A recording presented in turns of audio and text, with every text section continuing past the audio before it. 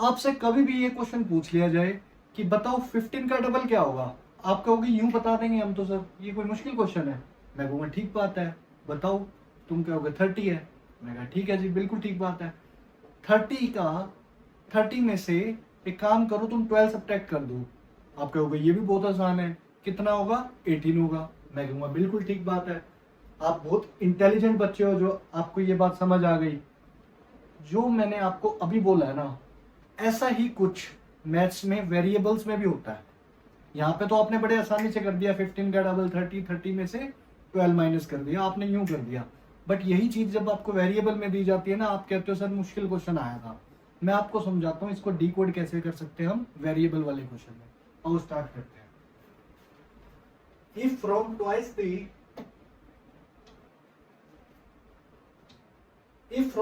The greater of two numbers 16 is subtracted.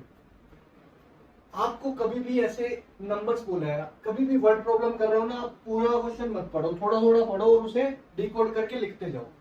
If from twice the greater of two numbers, two numbers की बात हो रही है, तो मैं कह देता हूँ एक नंबर x है जी और दूसरा नंबर जो है वो y है।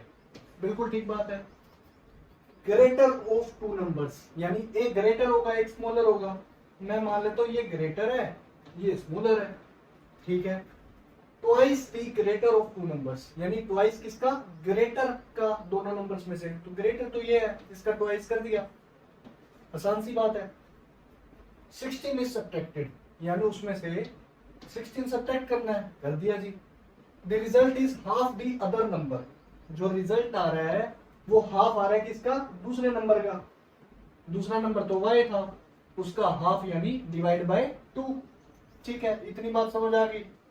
तो इसको क्या करना है, ये 2 यहाँ पे आके मल्टीप्लाई हो जाएगा, ये बन गया आपका 4x और 2 16 जा कितना हो गया 32 equal to y।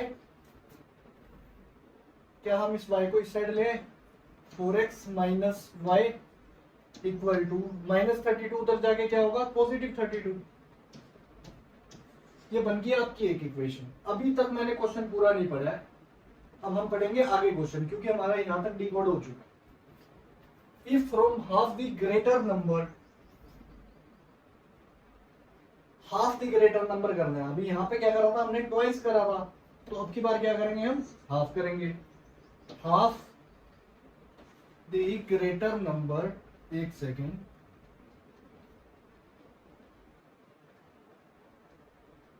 Half the greater number मतलब डिवाइड बाय 2 कर दें। Half the greater number 1 is subtracted, 1 subtract कर देते हैं। लो जी आगे बढ़ते हैं। The result is still half the other number, जो रिजल्ट है अभी भी हाफ ही है दूसरे नंबर का। दूसरा नंबर तो आपका y था, यानी सेम रिजल्ट है दोनों केस में। पहले वाले केस में भी y/2 था, इस वाले केस में भी y/2 है। ठीक है, इसमें हम 2 एलसीएम ले सकते हैं, बिल्कुल ले सकते हैं। तो ये हो गया x minus 2 equal to y/2। क्या ये 2 से 2 कैंसिल हो जाएगा? बिल्कुल हो जाएगा। आई होप इतना तो आप बेसिक जानते ही होंगे। x y इधर पॉजिटिव है, इधर आके क्या होगा? नेगेटिव होगा, और ये -2 वहां जाके पॉजिटिव 2 हो जाएगा। ये बन गई आपकी सेकंड इक्वेशन। ठीक है, ये आपकी फर्स्ट इक्वेशन थी सर, ये आपकी सेकंड इक्वेशन है। तो आपने बच्चे ने पढ़ी होगी कि साइमल्टेनियस लीनियर इक्वेशन को 2 तरीके से सोल्व किया जाता है। एक आपका सब्स्टिट्यूशन मेथड, एक आपका एलिमिनेशन मेथड। तो मैं यहाँ पे सब्स्टिट्यूशन लगा रहा हूँ, बहुत आसान हो जाएगा। x इक्वल टू यहाँ से निकाल सकते हैं हम 2 प्लस वाई लिख सकते हैं, x को बस इसको इसमें पुट कर देते हैं।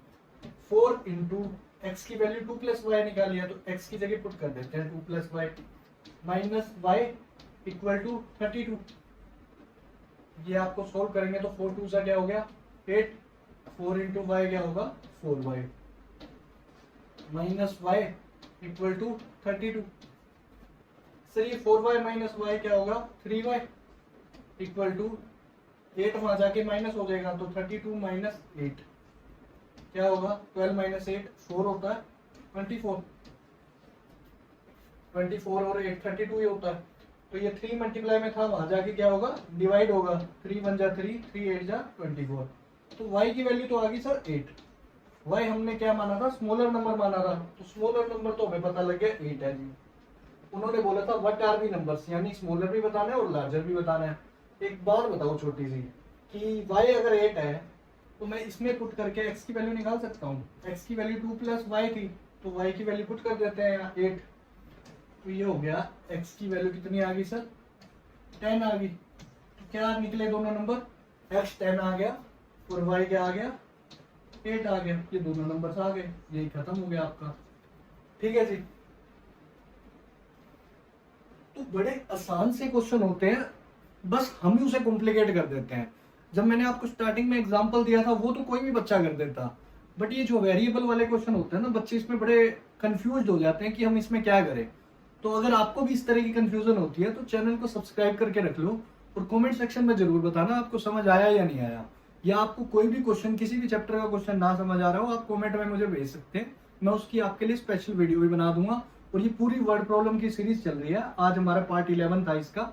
आप इस सीरीज को पूरा देख सकते हैं, आप चाहे 9th ग्रेड में, चाहे 10th ग्रेड में, चाहे आप सीबीएसई बोर्ड में, चाहे आईसीएसई बोर्ड में। ये जो क्वेश्चन है एमएल अग्रवाल का है, क्लास 9th का, बहुत प्यारा क्वेश्चन है। सीबीएसई वाले ऐसे क्वेश्चंस को थोड़ा सा लेट पढ़ते हैं, बस इतना है। ठीक है जी। तो चैनल को जरूर सब्सक्राइब कर लेना। ओके जी, बाय।